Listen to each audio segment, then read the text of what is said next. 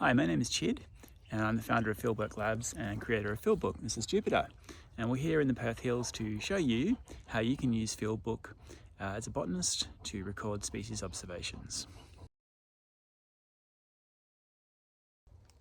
So let's look at the different types of observation records that are available out of the box in Fieldbook.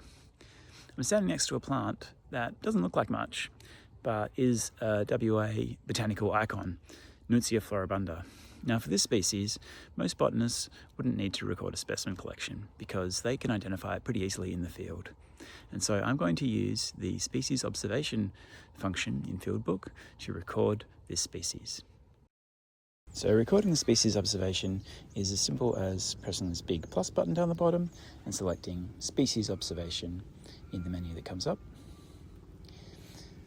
And now we can search for the species. By default, species that are known from the area are shown. We're going to search for Nuncia floribunda, which comes up pretty quickly. And the location is automatically set to my current location.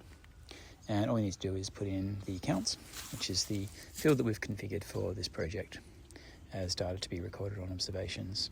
And there's 5 plants here. I'll add a photo.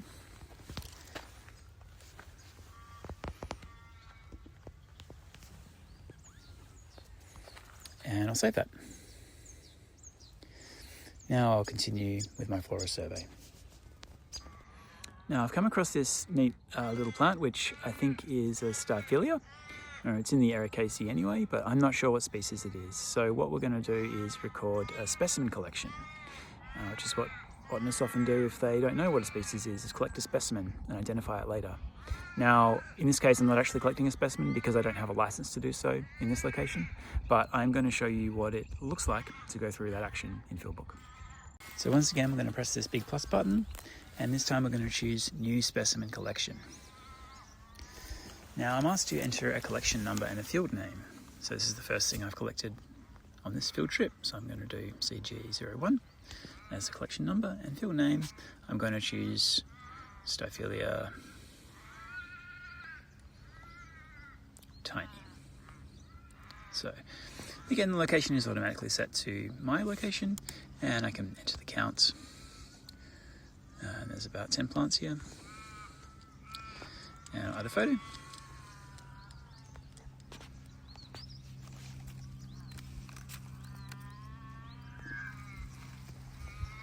And save that.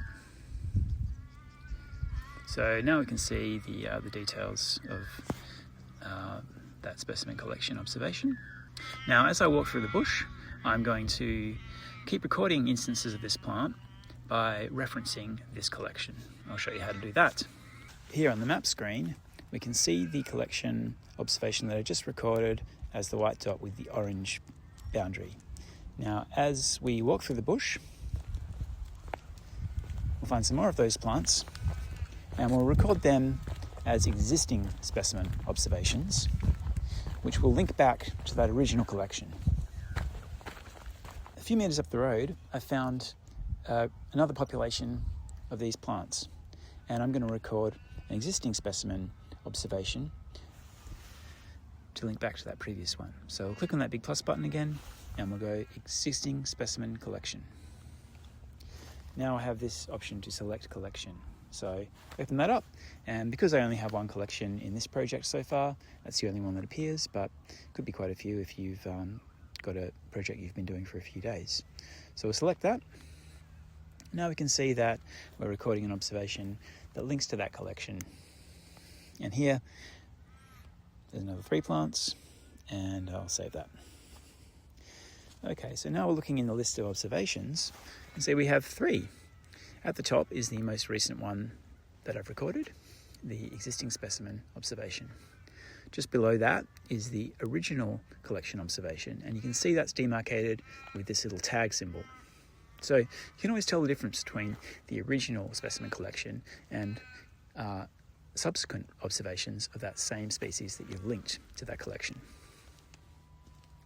Looking on the map, we can also see the difference because the original collection has an orange ring around the marker, while the new one, which references that previous one, has a purple ring around the marker. Now I'm going to keep walking through the bush, and as I find more individuals or small groups of this plant, I'm going to record them as if I was doing a targeted survey. And in order to make that quick and efficient, I'm going to use the duplicate shortcut on the observation. I'll show you how to do that. Open the observations list in the data button on the left. Now we have our list of observations. By holding down my finger on one of those records for 2 seconds, I can bring up this context menu. And you'll see this button here is duplicate. Now when I press that, it opens the form to record a new observation linked to that original specimen. All the details are the same, except for one thing, which is the location will be updated to my current location. I can then save that, and I've got another observation linked to that original collection. But I can still tell the difference between all the subsequent observations of that original collection and the original collection, because the original collection always has this tag symbol next to it. I'll show you what happens when I long press on the original collection observation. I get those same options, including duplicate, but I also get another one called observe.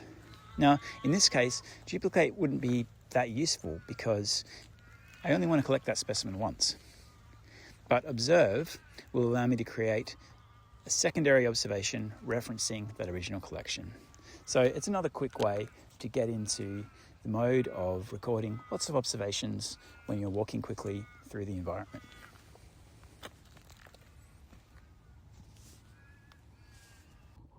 So thanks a lot for joining me on my bushwalk with Jupiter, while we learned about the different types of observations the botanists can use in Fieldbook to record the species they find in the environment.